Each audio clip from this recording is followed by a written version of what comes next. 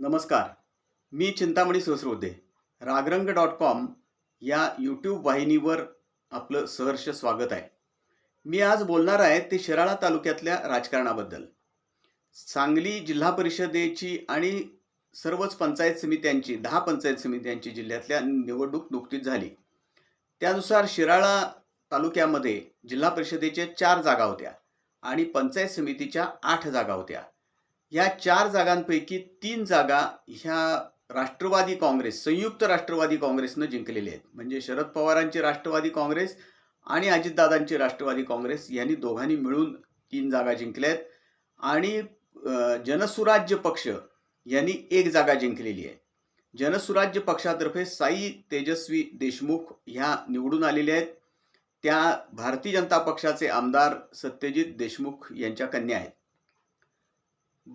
पंचायत समितीच्या एकूण 8 जागांपैकी 6 जागा ह्या दोन्ही राष्ट्रवादी काँग्रेसनं संयुक्तरित्या जिंकलेल्या आहेत आणि 2 जागा फक्त भारतीय जनता पक्षाला मिळाल्या आहेत. पुन्हा एकदा पंचायत समितीवरती राष्ट्रवादी काँग्रेसची संयुक्तपणे सत्ता आलेली आहे.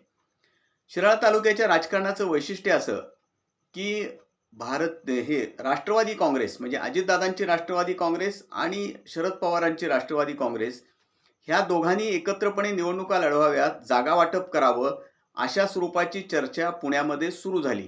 विशेषतः पुणे महापालिकेची निवडणूक आणि पिंपरी चिंचवडची महापालिका निवडणूक त्यांनी दोघांनी मिळून एकत्रपणे लढवली.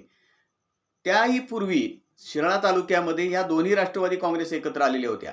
खरं म्हणजे माजी मंत्री शिवाजीराव नाईक जे आता अजितदादांच्या राष्ट्रवादी काँग्रेसचे नेते आहेत आणि शरद पवारांच्या राष्ट्रवादी काँग्रेसचे नेते आहेत माजी आमदार मानसिंगराव नाईक जे जिल्हा मध्यवर्ती बँकेचे पण अध्यक्ष आहेत. हे दोघे जण एकमेकाचे कट्टर प्रतिस्पर्धी. विधानसभेच्या निवडणुकीत एकमेकाला पराभूत केलेले दोन्ही नेते, परंतु स्थानिक राजकारणासाठी ते फार पूर्वीच एकत्र आले. नगरपालिकेची निवडणूक, शिराळा नगरपंचायतीची निवडणूक ह्या दोघांनी मिळून एकत्र लढवली. त्यामध्ये त्यांना यश मिळालं नाही फारसं.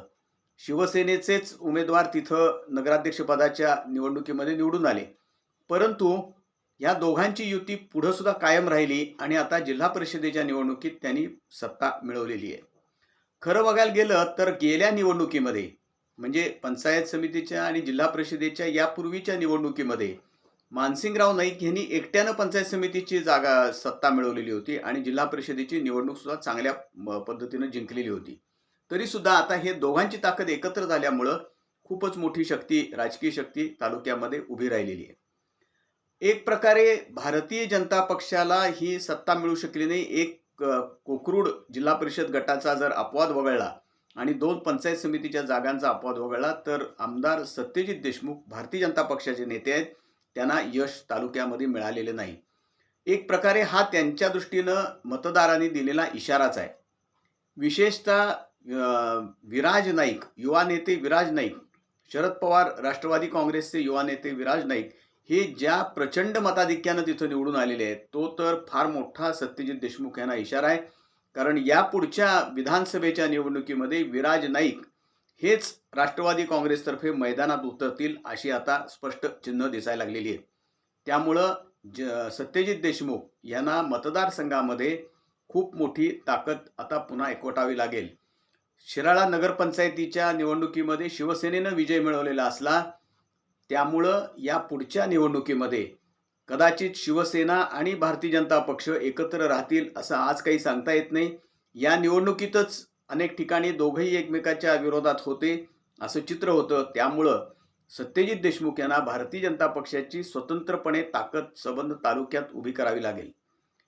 वाळवा तालुक्यात सुद्धा जी 48 गावं येतात या शिराळा मतदारसंघातली, त्यातला एक म्हणजे जयराज पाटील यांचा भारतीय जनता पक्षाचे अपवाद वगळला तर भारतीय जनता पक्षाला फार मोठं काही यश मिळाले असं वाळवे तालुक्यात दिसत नाही. वाळवे तालुक्यामध्ये आमदार जयंत पाटील यांच्या नेतृत्वाखाली राष्ट्रवादी काँग्रेसनं मोठं यश मिळवलं आहे. पंचायत समितीची सत्ताही त्यांनी हस्तगत केली. भारतीय जनता पक्षाला फक्त 3 जागा मिळाल्या आहेत वाळवे तालुक्यामध्ये. त्या तुलनेमध्ये युवा नेते आणि हुतात्मा दूध संघाचे अध्यक्ष गौरव नायकवडी यांचं यश नजरेत भरण्यासारखं आहे. त्यांच्या नेतृत्वाखाली शिवसेनेनं म्हणजे शिंदेंच्या शिवसेनेनं त्या ठिकाणी जिल्हा परिषदेची 1 जागा आणि पंचायत समितीच्या 4 जागा जिंकलेल्या आहेत.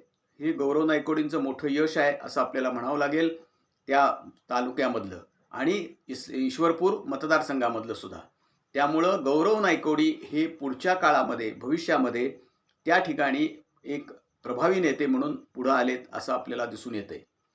असं एकूण चित्र जर आपण पाहिलं शिराळा विधानसभा मतदारसंघाचं आणि शिराळा तालुक्याचं सुद्धा पाहिलं तर भारतीय जनता पक्षाचे आमदार सत्यजित देशमुख यांना मतदारांनी हा एक मोठा इशारा दिलाय असं म्हणायला हरकत नाही. कोकरूड जिल्हा परिषद गट वगळता त्यांना जिल्हा परिषदेमध्ये यश मिळालं नाही.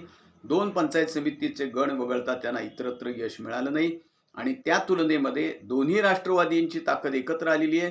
अतिशय एकदिलानं त्यांनी निवडणूक लढवली असं आपल्याला दिसेल की शिवाजीराव नाईक आणि मानसिंगराव नाईक यांचे दोन्ही गट एकत्र येऊन अतिशय एकदिलानं त्यांनी ताकद सगळी लावली आणि मोठा विजय मिळवलेला आहे. या पुढच्या काळामध्ये ही एकत्रित संयुक्त ताकद ही सत्यजित देशमुख यांच्यासमोरचं फार मोठं आव्हान ठरणार आहे हे निश्चित आहे. आमचं हे रागरंग.com ही यूट्यूब वाहिनी आहे. ही आपण लाईक करा, शेअर करा आणि सबस्क्राईब करा. धन्यवाद.